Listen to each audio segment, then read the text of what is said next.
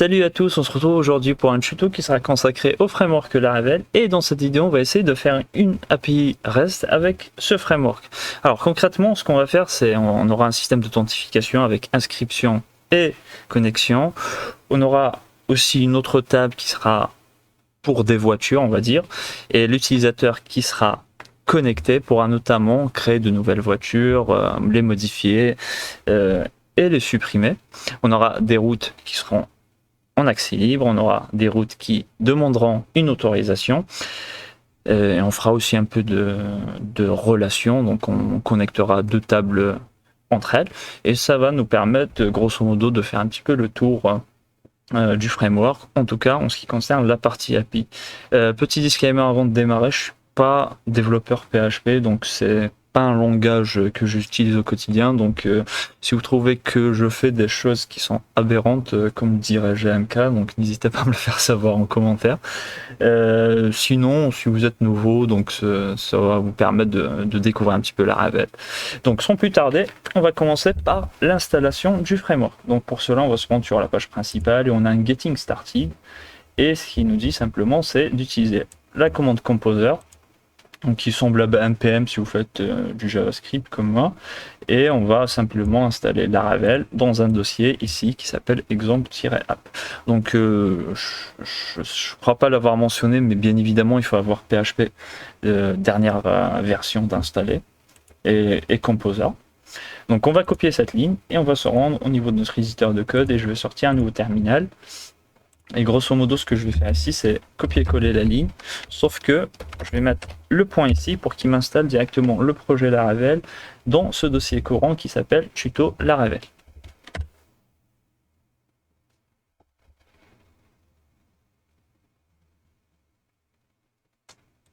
Voilà. L'installation s'étant bien passée, on va faire une première chose, c'est aller au niveau du fichier .env et l'idée c'est simplement de mettre le nom d'utilisateur, le mot de passe ainsi que la base de données sur laquelle on veut travailler. Pour ma part, ça va être du MySQL, donc je vais garder les valeurs par défaut, je vais juste changer le nom de la base de données, je vais l'appeler tuto.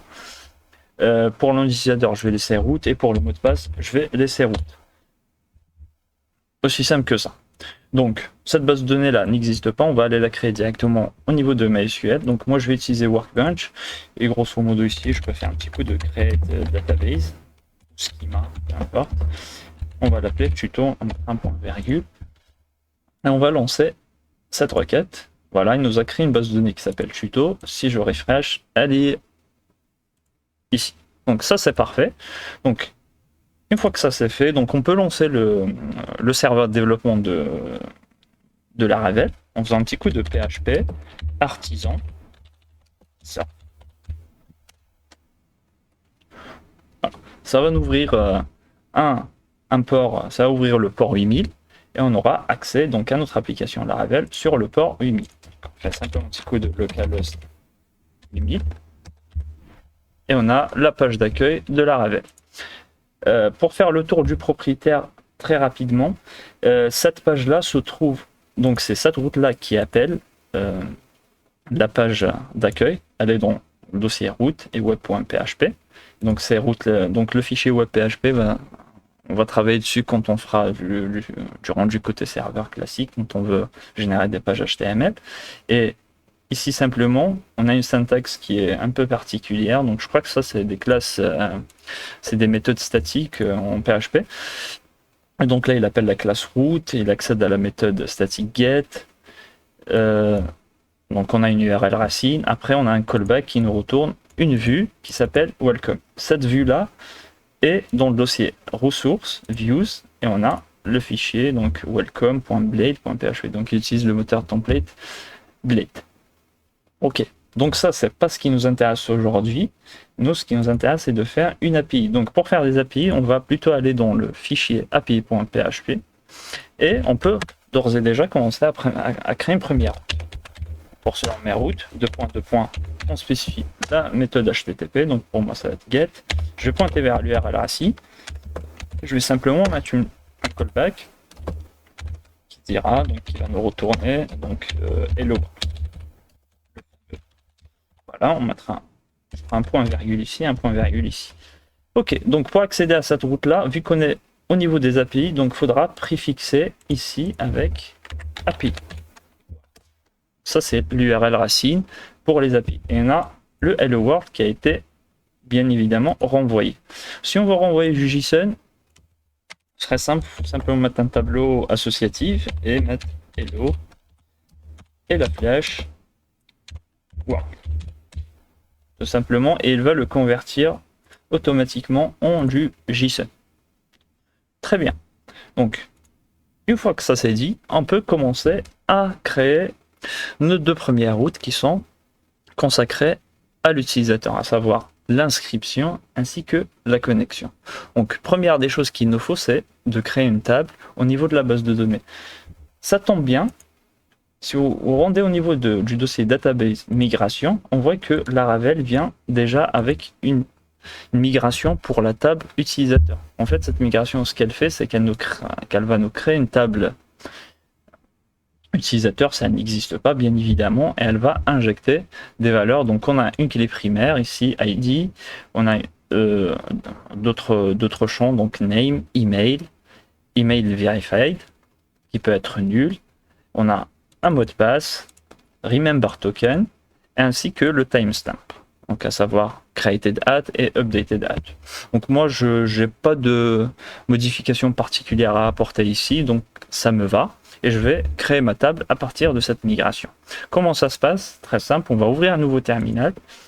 On va mettre un petit coup de PHP artisan make ou simplement migrate pour lancer les migrations. Make, on verra ça juste après. Donc si on fait ça, on va lancer cette migration et toutes les autres. Et grosso modo, il va nous créer une table users, c'est celle qui nous intéresse. Donc si on regarde un petit peu ce qui a été généré au niveau de notre base de données comme table, on va ouvrir, on va trouver qu'on a une table users.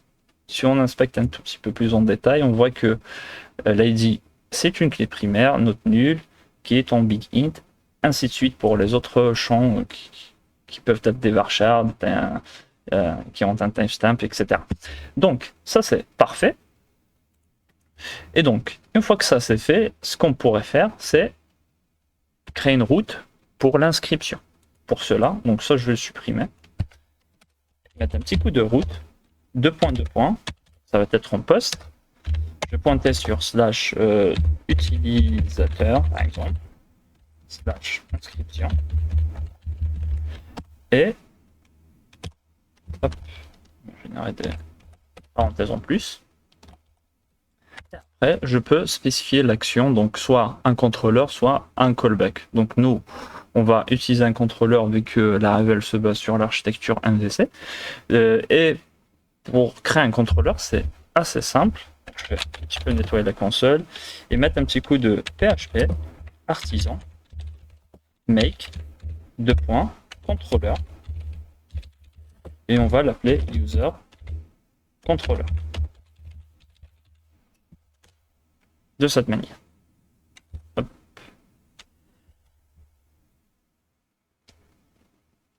On a une petite erreur ici car j'ai oublié de mettre le point virgule. C'est voilà, donc on relance la commande et on a le contrôleur qui a bien été créé. Ce contrôleur-là se trouve dans le dossier app, HTTP et on a contrôleur. On l'a ici. Donc ce qu'on va faire ici, c'est simplement pointer vers une méthode qui va se trouver dans ce contrôleur. Une méthode qui n'existe pas encore, mais après on va la créer. Donc pour cela, on fait simplement user controller. On l'importe. Donc il y a un import automatique qui se fait directement sur VS Code. On va mettre cette syntaxe de point classe et on spécifie grosso modo la méthode dans un tableau. On va l'écrire comme ça et en seconde valeur, donc on va mettre par exemple inscription. Très bien. Donc on va aller au niveau de ce contrôleur et on va créer la première méthode inscription. On va mettre un petit coup de public, fonction, inscription. Donc cette inscription là va prendre la requête. On va mettre request et puis la variable de la request. qu'on va faire avec cette fonction-là, pour le moment, hop, donc il y a un petit virgule en trop. Ce qu'on va faire, c'est simplement, pour le moment, on va pas écrire de logique, mais on va simplement retourner inscription pour voir si on n'a pas d'erreur au niveau des routes. Alors, pour utiliser, donc fixer une méthode post, on va passer par un client REST. Vous pouvez utiliser n'importe quel client REST que vous aimez en particulier. Moi, j'ai une extension qui s'appelle Sender Client et je vais accéder directement. Donc, ici, je vais mettre localhost 8000 /API /utilisateur /inscription. On va se mettre en méthode post. Si on clique, voilà, on a inscription qui a été renvoyée. Donc, on n'a pas de problème de route à ce niveau-là. Donc, ça, c'est parfait. Alors, ce qui nous intéresse ici, c'est la tête. Vu que c'est une méthode post et on est censé récupérer des données pour inscrire l'utilisateur, c'est de les récupérer. Pour les récupérer, en fait, si je fais simplement un petit coup de return de $request all, en fait, je vais retourner les données que je vais envoyer. Et donc là, par exemple, je peux balancer du JSON. Hein. Donc je vais rajouter un name. Je vais mettre par exemple John. Comme ça. Virgule. Donc si je balance ça, hop, voilà, vous voyez que il m'a renvoyé mon JSON. Alors, donc avec Laravel, petite subtilité. Donc vous allez au niveau de la partie headers de votre client REST, si vous ajoutez en fait le header accept et vous dites que et vous mettez la valeur application /JSON pour pas avoir de soucis en particulier. Voilà. Donc ça, on sait comment récupérer. Donc c'est request /flash petite flash all. Et donc avant de les enregistrer au niveau de la base de données, il faudrait faire un petit peu de validation. Donc comment ça se passe? Donc je vais créer une variable que je vais appeler utilisateur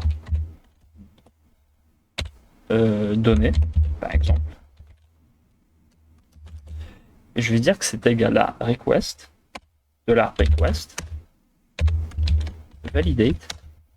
Et là, je vais mettre un petit tableau où je peux mettre ma validation. Donc, il faudrait que je valide 3 choses, à savoir mon nom, le name, l'email, ainsi que le mot de passe. Donc, on va commencer par le name. En regardant tout à l'heure la doc, en fait, il y a 2 syntaxes apparemment, donc on peut enchaîner de cette manière, en faisant string, une petite barre verticale, required, ainsi de suite. Et il y a aussi une autre syntaxe qui est plutôt à base d'un tableau, que je trouve plus élégante. Je ne sais pas s'il y a une différence particulière. Je vais simplement mettre required. Je vais dire que c'est un string. Et par exemple, on peut mettre un minimum si on veut. Minimum. 2 points, donc on va mettre minimum, ça va être de 2. Et en maximum, donc on va mettre 255. Parfait. Pour la partie email, on va mettre un email.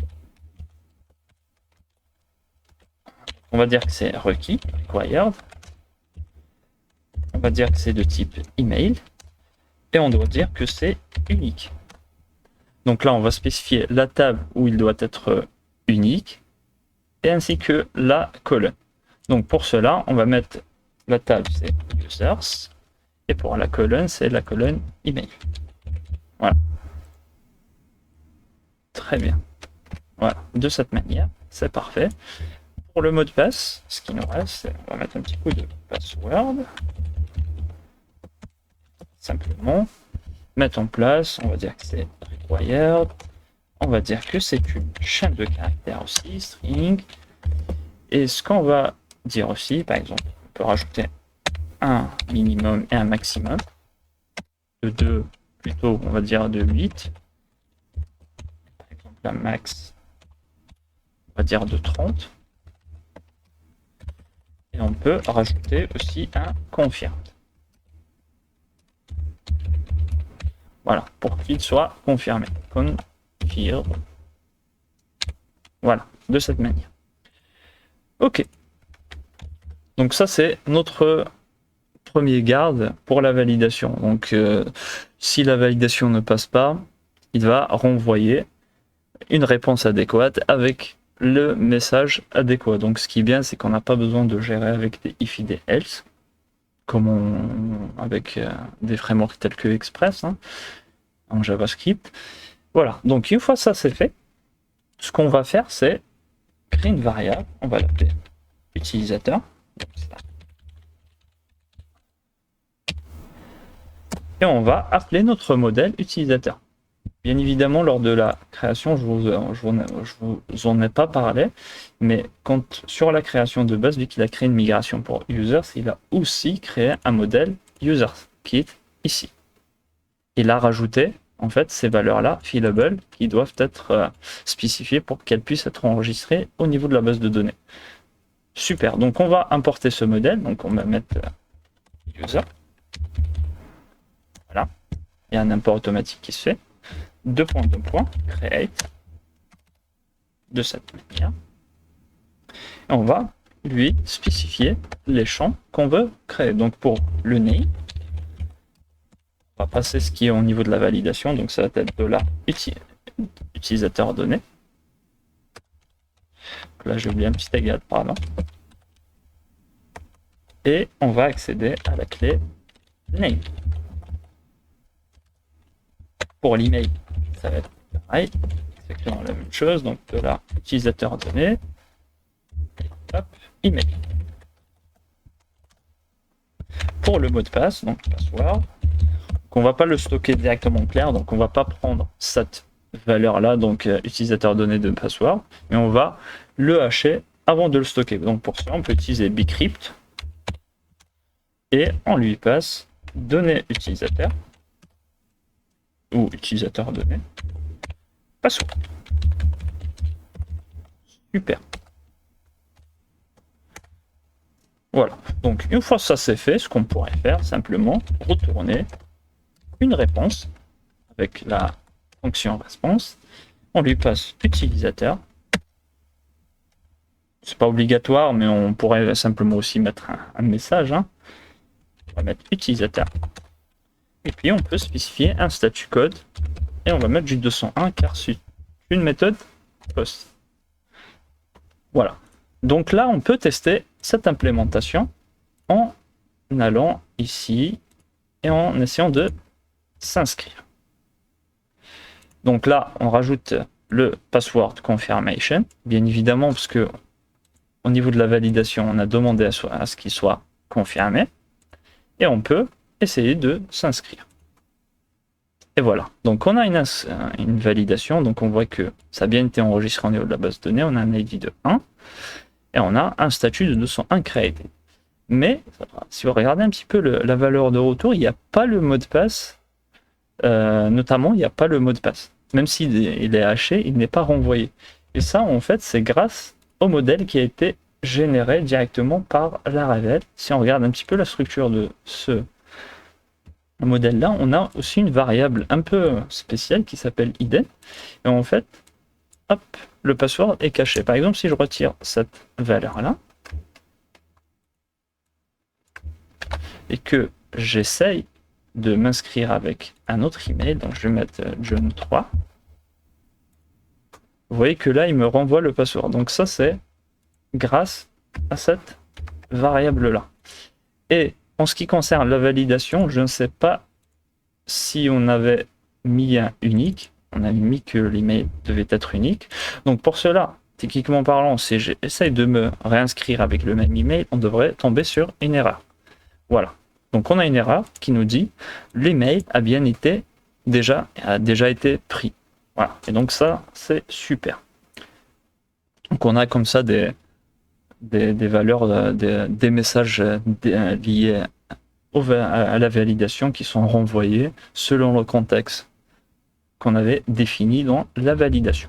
Donc ça, c'est super. On va passer à la deuxième étape qui est la connexion. Donc pour cela, on va créer une deuxième route. Je vais grosso modo copier celle-là. Et donc là, je vais changer la route, hein, donc je vais mettre connexion. Et donc là, on va appeler une méthode qui s'appelle connexion. Très bien. Alors, ce qu'on va faire ici, c'est créer une deuxième méthode. On va nommer public fonction. Hop, qu'est-ce que c'est que ça? Connexion. Pour la connexion, on va recevoir aussi des données, donc on va récupérer la requête. On va mettre request de cette manière. Et ce qu'on va faire, grosso modo, c'est qu'on va prendre ça. On fera un peu de validation avant de requêter la base de données. Par contre, on a juste besoin de l'email et du mot de passe, pas besoin du name, donc ça, je le retire. Ici, on va retirer la version unique, donc là, parce qu'on n'essaye pas de s'inscrire, hein, on essaie juste de se connecter. Hein. Voilà, on va dire que simplement c'est requis et c'est un email. Et pour le mot de passe, voilà, il faudrait que. Est-ce qu'il faut que ça soit confirmé? Je ne pense pas, donc même ça, on peut le retirer. Ça n'a pas de sens de confirmer deux fois, mais ça pourrait aussi, hein, peu importe. On peut le laisser, on peut le garder. Je vais le retirer. Et voilà, donc après avoir géré la validation, ce qu'on va faire, c'est qu'on va requêter la base de données à partir de l'email qui a été fourni par l'utilisateur. Donc grosso modo, comment ça se passe? On appelle notre modèle user, on va mettre 2 points, on va mettre un petit coup de where, on va lui spécifier la colonne où il doit chercher, donc c'est la colonne email, et pour la valeur qu'on va lui passer, c'est simplement $utilisateur données utilisateur données, et ça va être la clé email. Voilà. Et on va lui dire simplement de nous renvoyer la première occurrence qu'il trouve de cette manière. Donc ça, cette valeur de retour là, on va la stocker dans une variable qui s'appelle $utilisateur. Ça. Et ce qu'on va faire, c'est grosso modo retourner tel quel utilisateur. Et je vais mettre comme ça pour que ça soit sans S. Alors, on va tester cette implémentation. Donc, ce qu'on va faire ici, c'est connexion. Et on va simplement envoyer l'email ainsi que le mot de passe. Donc ça, je peux le retirer. Hop. Si je fais une connexion, alors il me dit que j'ai une syntaxe error. Ouais, exactement, car j'ai oublié quelque chose. Peut-être un point virgule. Voilà. Très bien. Donc on refait et on voit que il nous retourne un utilisateur avec son email. Très bien. Donc par exemple, si je mets une adresse qui n'existe pas, donc John4, ce qui va nous renvoyer, il ne nous renvoie rien grosso modo. Par contre, le statut il est à 200. Donc, ce qu'on va faire ici, c'est gérer ce cas-là. Donc on dit simplement si j'ai pas d'utilisateur, hein, voilà, je retourne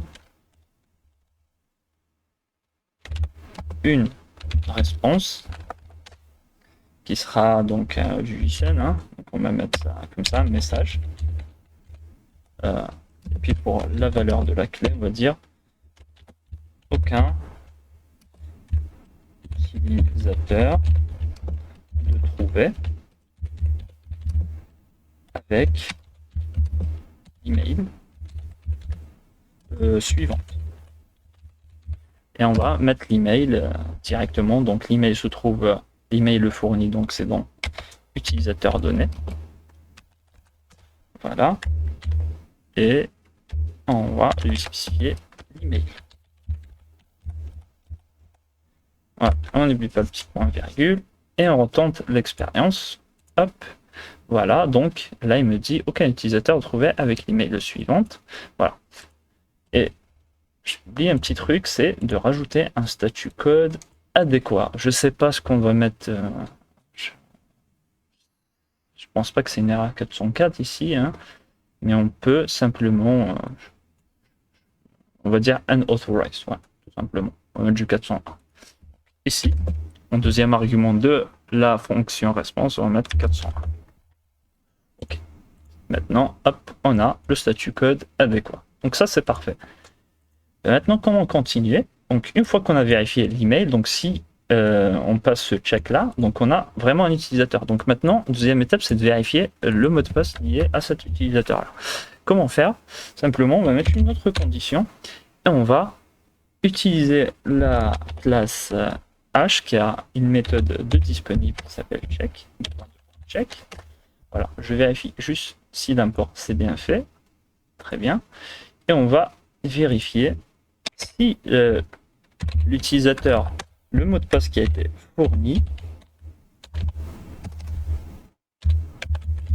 n'est pas compatible avec celui, avec la version hachée dans la base de données.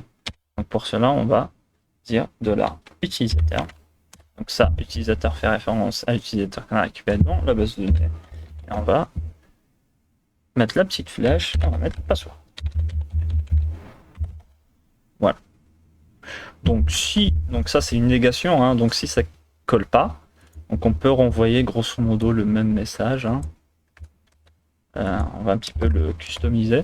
Donc aucun utilisateur trouvé avec ce mot de passe. Je sais pas si c'est très abouti, mais ça va faire le taf.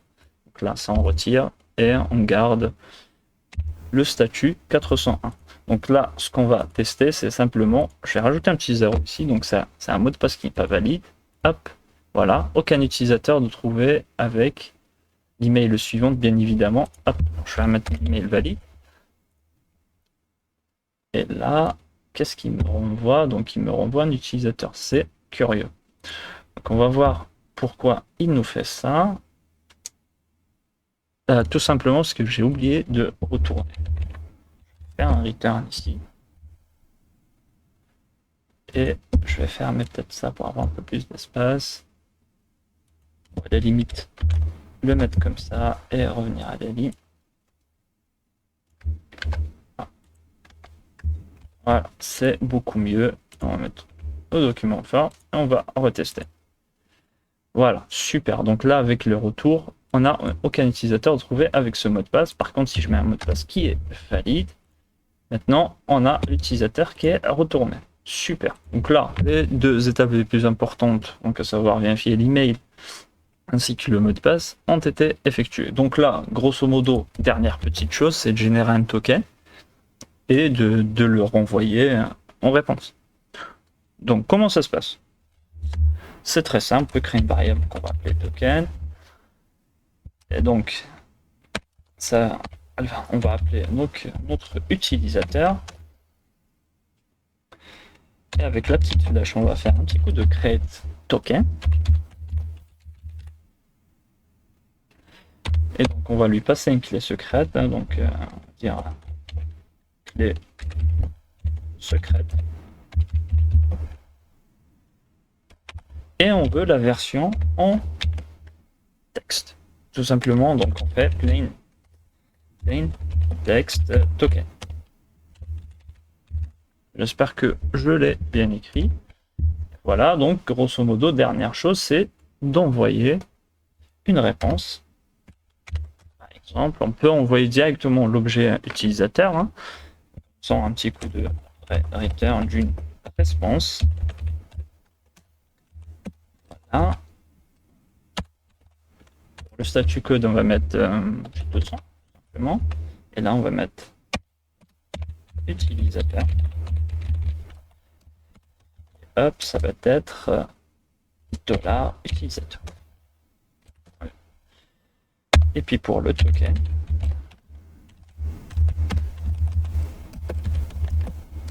ça va être $token. Hop, voilà. Il n'y a pas de point virgule. Et ici, on va mettre un point virgule. Super, on met tout en forme. Et on reteste une dernière fois. Hop. Qu'est-ce qu'on a? Donc on a l'utilisateur qui a été renvoyé et le token de connexion. Donc ça c'est parfait. Voilà un petit peu pour la partie donc utilisateur, à savoir connexion et inscription. Pour faire un petit récapitulatif, ce qu'on a fait, c'est qu'on a créé deux routes au niveau du fichier API.php, de route qui vont pointer vers deux méthodes qui sont disponibles au niveau d'un contrôleur qu'on a appelé user controller. Pour rappel, simplement de mettre la commande php artisan make controller, et puis on spécifie le nom de notre contrôleur. Et puis ce qu'on a fait aujourd'hui, c'est simplement implémenter ces deux méthodes-là, à savoir inscription et connexion. Donc voilà pour cette première partie. Dans la partie suivante, on fera une deuxième table liée aux voitures et on va rajouter les relations entre les utilisateurs et les voitures. On fera le CRUD classique, donc ça va récupérer toutes les données, une donnée en particulier, création, modification, suppression. Et si la vidéo n'est pas très longue, je pense que je vais faire juste en deux parties pour cette API.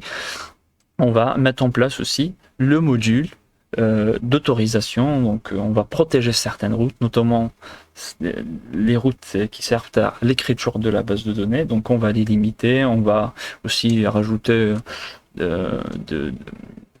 certaines logiques pour que ça soit que l'utilisateur qui a créé une voiture en particulier qui va pouvoir supprimer. Donc une ressource ne peut être que altérée donc en écriture que par son créateur, donc à savoir modification et suppression. Voilà. Donc j'espère que cette vidéo vous aura plu. Première fois que je fais un tuto PHP sur la chaîne, donc n'hésitez pas à me faire savoir en commentaire et de me dire ce que vous en pensez, si j'ai bien fait les choses ou pas. Donc si vous avez une meilleure suggestion par rapport à une implémentation de API avec Laravel, je suis tout à fait preneur. N'hésitez pas à liker la vidéo, à vous abonner et je vous dis à très vite pour la deuxième partie. Ciao ciao.